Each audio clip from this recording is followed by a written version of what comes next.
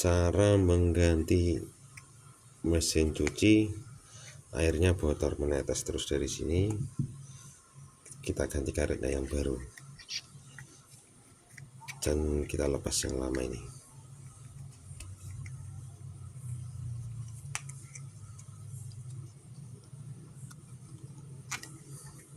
Nah, ini yang lama dan ini yang baru. Kita pasang kembali yang baru.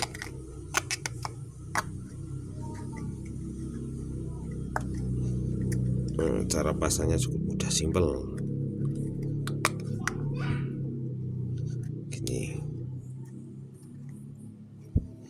Terus kita pasang ini per.